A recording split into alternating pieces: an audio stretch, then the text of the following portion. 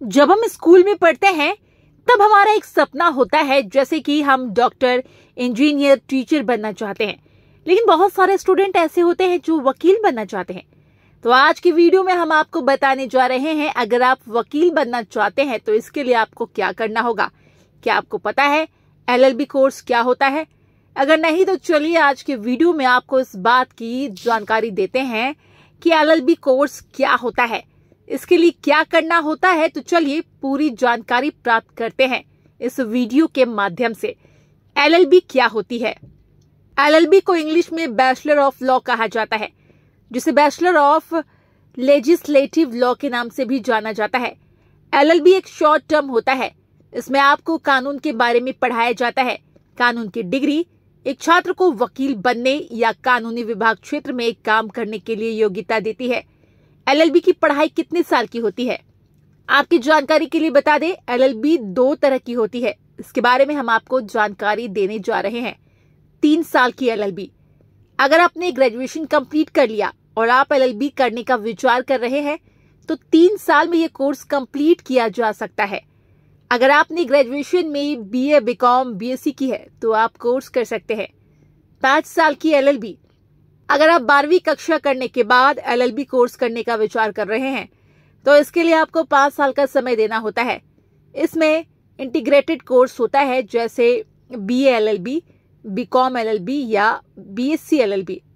LLB में कितने course होते हैं आपको बता दें, LLB में बहुत सारे कोर्स होते हैं। कुछ कोर्स के बारे में हम आपको यहाँ पर जानकारी देने जा रहे हैं।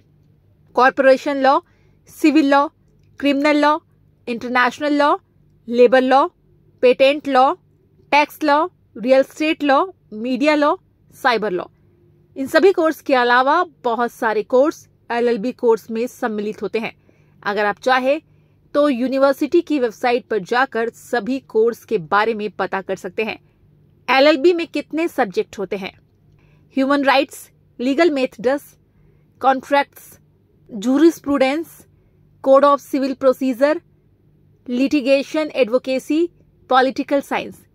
ऊपर दिए गए विषय LLB कोर्स के पाठ्यक्रम में पढ़ाए जाते हैं। इसके अलावा विद्यार्थी जो LLB कोर्स का चयन करते हैं उनके अनुसार विद्यार्थियों को विषय पढ़ने होते हैं। LLB कोर्स करने के लिए योग्यता, अगर आप ग्रेजुएशन के बाद LLB करने का विचार कर रहे हैं तो इसके लिए आपके पास ग्रेजुएशन की डिग्री होनी चाहिए। ग्रेजुएशन में आपके पास 45 से लेकर 50% अंक होनी चाहिए। अगर आप 12वीं कक्षा पास करने के बाद LLB करना चाहते हैं तो आपके पास 12वीं कक्षा की मार्कशीट होनी चाहिए। 12वीं कक्षा में आपके पास 45 से 50% अंक होने अनिवार्य हैं। इसके अलावा विद्यालय में जाति के हिसाब से, जैसे कि OBC, SC, ST, जनरल के हिसाब से कुछ छूट भी दी जाती है। LLB में प्रवेश लेने के लिए एंट्रेंस परीक्षाएं। अगर आप LLB कोर्स करना चाहते हैं तो आपको अच्छे कॉलेज में एडमिशन लेना होगा। एडमिशन लेने के लिए पहले एंट्रेंस एग्जाम क्लियर करना अनिवार्य होता है। एंट्रेंस एग्जाम क्लियर होने के बाद आप कॉलेज में एडमिशन ले सकते हैं। बहुत सारे कॉलेज ऐसे होते हैं जो 12वीं और ग्रेजुएशन के आधार पर मार्क्स देखकर ही एडमिशन दे देते हैं। तो चलिए आपको एंट्रेंस एग्जाम की जानकारी देते हैं। कॉमन स्कूल एंट्रेंस टेस्ट वैश्विक स्तर की लॉ यूनिवर्सिटी के अंतर्गत एंट्रेंस एग्जाम को आयोजित किया जाता है, जिसमें देश भर के छात्र सम्मिलित हो सकते हैं। इस परीक्षा को क्लियर करने के बाद महाविद्यालय में प्रवेश मिल जाता है।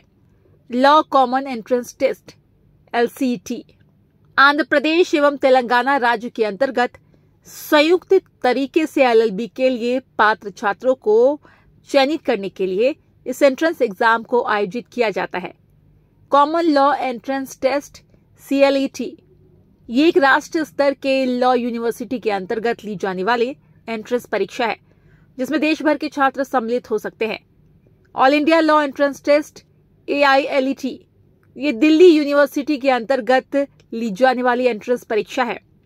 इसमें जिन छात्रों को दिल्ली यूनिवर्सिटी के अंतर्गत LLB करना होता है उसके लिए इस परीक्षा को आयोजित किया जाता है।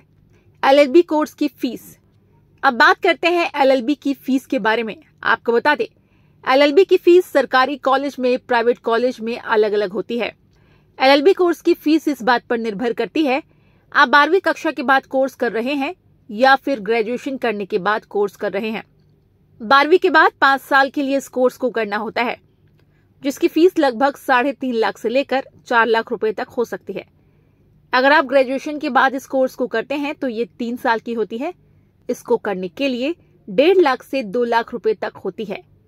वहीं अगर सरकारी कॉलेज में LLB कोर्स की फीस की बात की जाए तो ये लगभग 20,000 से 1 लाख तक हो सकती है।